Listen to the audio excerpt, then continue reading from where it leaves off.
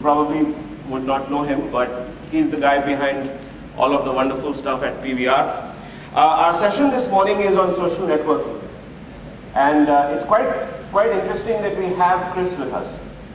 I'm actually on Twitter, and one day I saw a message. When somebody starts to follow you on Twitter, you get an email message, and I got a message saying, Chris Karan is following you on Twitter. Anybody here on Twitter?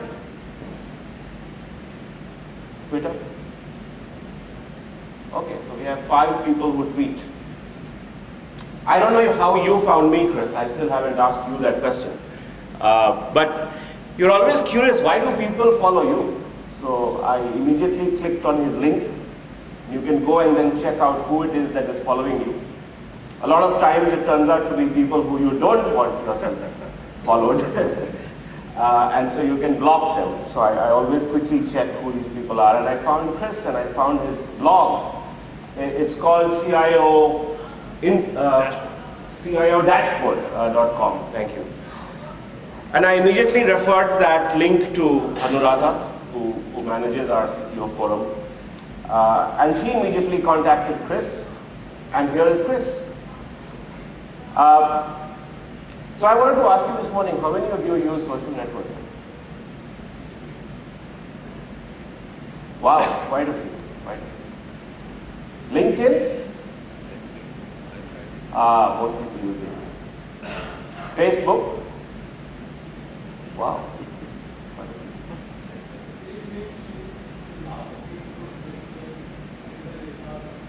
It'll be the same name Chris posted, which said that of the 100 highly followed technology writers on Twitter, none of them are CIOs. None of them are CIOs. Is that relevant? Important? This was a global search done. In Twitter, you can actually see how many people are actually reading the tweets and who's following whom, and so you can check for sort of the popularity of certain people. So there's a lot of stuff on tech, particularly on enterprise tech. You can almost get drowned. I mean, if you follow Guy Kawasaki, he sends out a tweet every day because he's got a team, tweet every half a minute, I think, because he's got a team of 6 people who are sending out these tweets. So if you follow him, you're in the industry is very important. That's why you pick early signals. Right. That's my, that's okay. the right thing. So you're not getting enough people who are actually experiencing this stuff, really talking about it. Now everybody knows that it's great to connect to people. So batchmates, high five, black soap. Can anybody give me examples of where it has really helped you? So I gave you one example of how for this conference we were able to get a speaker. Did you get any real business insight? Or can I ask somebody else? Yes, please. Sorry, can somebody help me with mics here? Yeah. In terms of the business insight, I'll give you an example. I work for Minecraft. Okay. And before being CEO, I was operations head there for US. Okay. So when I was talking about my tractor, wanting to understand what the customer thinks about it. So just I just asked, what do you do? So there's a site called Tractor by Net. Tractor by Net? Tractor by Net. Okay. NET. So this is a social site. Okay. Where anybody who wants to buy a tractor in US may buy it later, but he first goes there and say, hey, I want to buy a tractor. Any guys want to tell me what should I do? And therefore the entire insight for him to buy is coming from the other social gathering which is happening. The key insight is that your own blogs, etc. may be one thing, but an independent social network is probably making many of the business decisions today. So one of the big insights was to find out that these are the sites which are guiding the newcomers as well as repeat buyers what they are going to even think about buying that. So interesting. So there was actually a business decision there. Anybody else have any examples?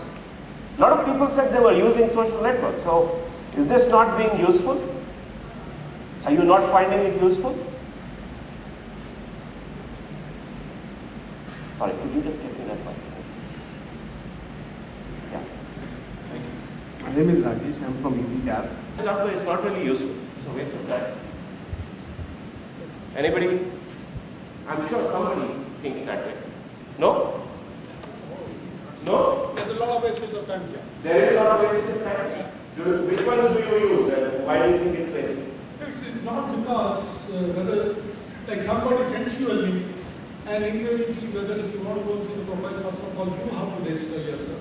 Yes. And in the bargain, you are connected to so many Different, too many of them. Too many of them. See, as long as it is a one or two, you may be able to get a benefit, but you never know, you get a link, you get a hi-fi, a Plaxo, or Facebook, so many of them are good. You know, Yeah. now this is proliferating to such an extent, finally the outcome is not really Are any of you, sorry, point. Sorry. Hello everybody, my name is Krishna. I am from India. This social networking, what current state is that, like I said, when the minute we log on, we get connected to so many people. I think I would say that currently our state is still not realized whether this is going to be helpful, beneficial. So we hesitate to use this site still for asking such technical or business-related questions.